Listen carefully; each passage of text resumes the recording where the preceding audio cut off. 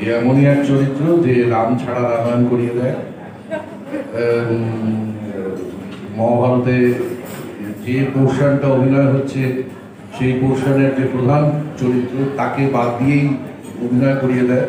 এ মূলত ম্যানেজার এবং নানান রকম ঘটনার মধ্যে দিয়ে সে মাঝে বেরিয়ে আসে যে খুব মজার চরিত্র। এবং কিন্তু এই ছবিটার একটা বিষয় হচ্ছে যে আমাদের বেশিরভাগ ছবি তো কেবলই হাসায়, কিছু কিছু ছবি আছে কেবলই হাসায়, ভাবায় না। এই ছবিটা হয়তো হাসাবে এবং ভাবায়। টাইম পিরিয়ডটা 90s-এর আগে, তখনকার যে গ্রামের যে ক্লাব এখন যেটা খুব হারিয়ে গেছে। এখন ফোনে ব্যস্ত থাকে, কেউ গ্রামের দিকে আছে, হ্যাঁ গ্রামের দিকে। এখন এখানে কোনো শহরে খুব একটা নেই। তো সেই জিনিসটাকে তুলে ধরা, যে তাদের মধ্যে একটা বিশ্বাস, একটা ইউনিটি, একটা ভালোবাসা যে লোকেদের প্রতি আছে গ্রামের, এখন এখানে নেই। তো সেই জিনিসটাকে তুলে ধরা হয়েছে। একটা গল্পটা চমৎকার, একটা গ্রামকে কেন্দ্র করে, একটা ক্লাবকে কেন্দ্র করে নানান রকম মজার ঘটনা ঘটতে থাকে।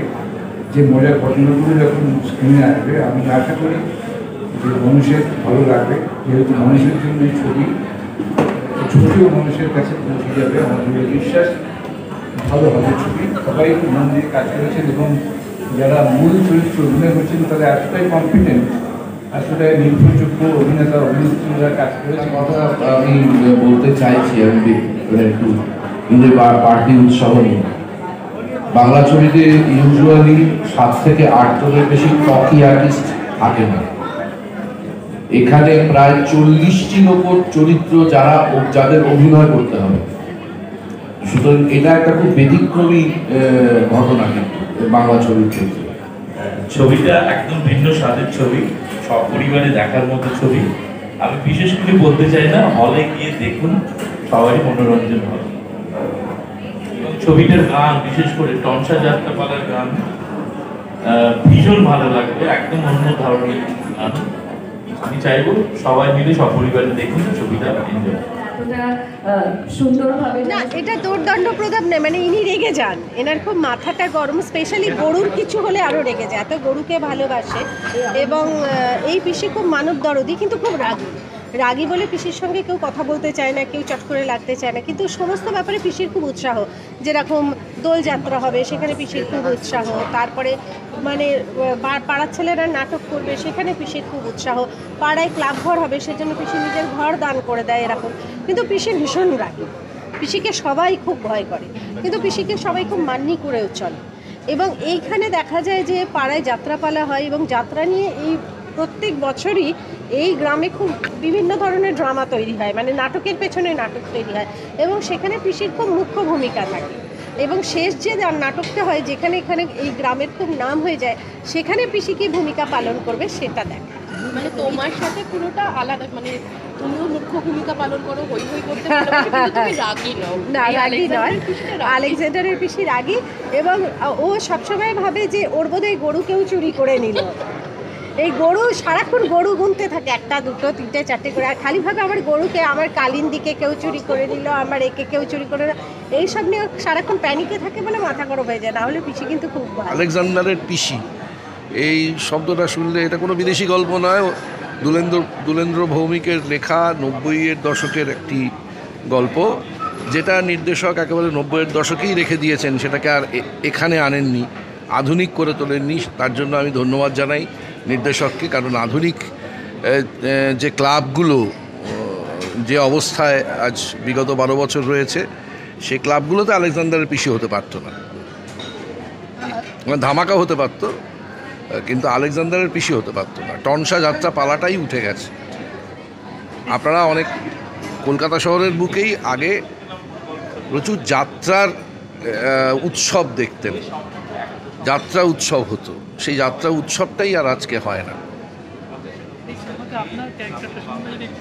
আমার এই চরিত্রটি অত্যন্ত মজার চরিত্র। এই চরিত্রটি এই টনসা যাত্রাপালা যা বলা হচ্ছে তার ম্যানেজার, এবং সে এক অদ্ভুত ম্যানেজার। এই উত্তরা আসতে দেরি করছে জেনেও সে অভিমন্যু বধপালা শুরু করে দেয়। উত্তরা না থাকলেও কিছু যায় আসবে না, অর্জুন না এলেও অর্জুনের ভীষণ পেট খারাপ হয়েছে, অর্জুন না এলেও কি যায় আসবে না, ও করে দেবে। মজাদার একটা সিনেমা, শুটিং করতে কতটা মজা মানে আমাদের তো খুবই মজা লেগেছিল। আর তার থেকে বড় কথা হচ্ছে যে এই ছবিতে কিন্তু একটা খুব ফেনোমেনাল ঘটনা আছে। এটা খুব বাংলা ছবিতে ইদানিংয়ের কথা বলছি, বাংলা ছবিতে 5 থেকে 7 জনের বেশি সংলাপ থাকে এমন অ্যাক্টর পাওয়া যায় না। এখানে কিন্তু প্রায় 40 জন আছেন যারা রীতিমতো শুধু সংলাপই বলেননি, তারা অভিনয় করেছেন।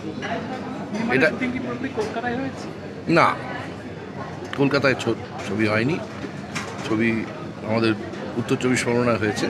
আমরা শুনেছি এটা বিশ্বনাথ দার বাড়িতে শুটিংটা হয়েছে, তো বিশ্বনাথ দার একটা পার্ট। হ্যাঁ, শুটিংয়ের যদি অভিজ্ঞতাটা একটু শেয়ার করা যায়।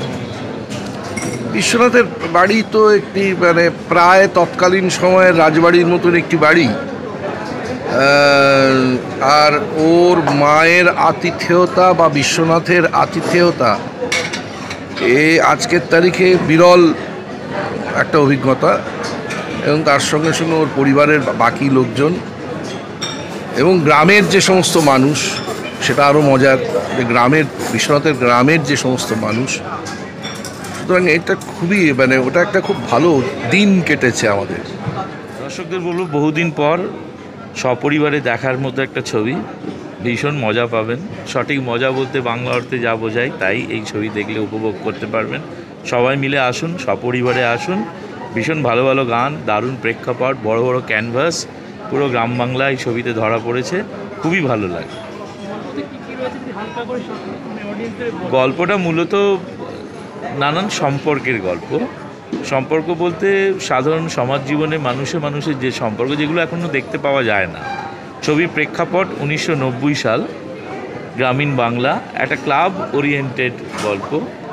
ক্লাবের মূলত 25-26 জন ইয়াং ছেলে মেয়েদের নিয়েই গল্প।